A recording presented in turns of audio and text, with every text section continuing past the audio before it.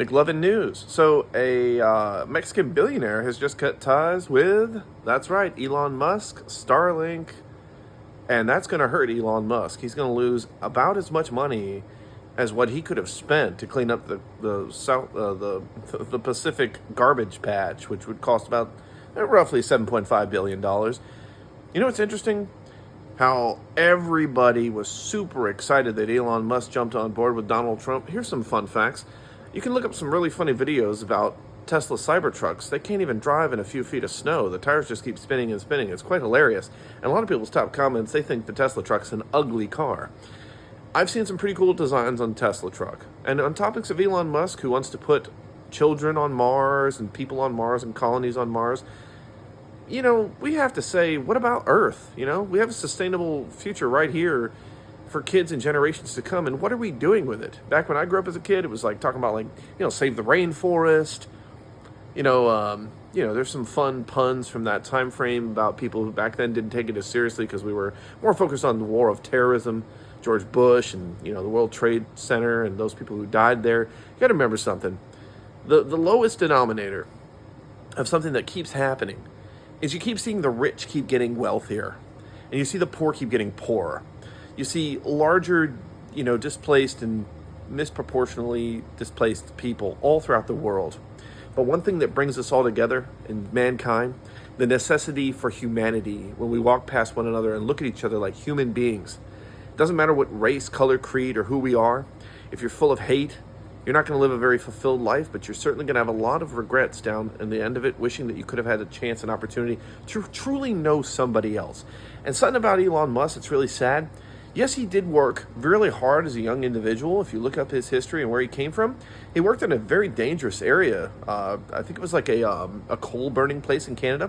But ironically, Canada is now revoking his citizenship. The entire country of Canada says to Elon Musk, essentially, as it's coming around, they're reaching enough petitions to completely revoke his Canada's citizenship, which means he'll never be able to return to Canada. Ironically, he came from South Africa. I guess he really doesn't care about Canada. Not really sure. It's interesting how he has all those different women that he's partnered, and you got to think it's just ridiculous. The man, literally, if you look back, he didn't actually start PayPal. That's another fun fact for you guys. He was a part of a short bit of it, but I believe the co-board kicked him out of it. And I have to say, PayPal is a pretty great money virtual payment system for most people, but I can't say for how they deal with credit, at least with Synchrony Bank. I'm not too proud of certain things in that degree, but what I mean is, like, if you have like a technical error with your payment system and you mess up once, you're okay. You mess up twice, they're gonna terminate your entire credit.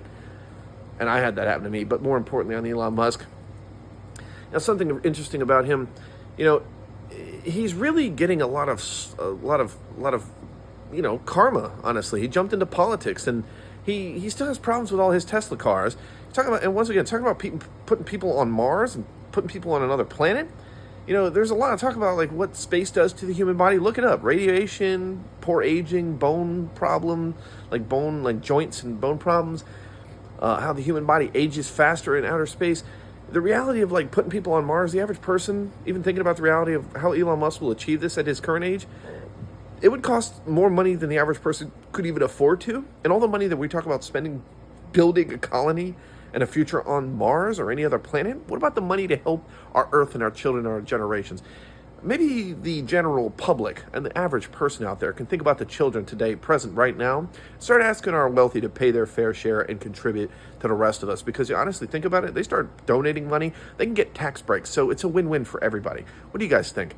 For the kids, for the present, for the children, for that present today, let's treasure and value that, because without the present, there is no future. Thanks for watching. Mcluvin News.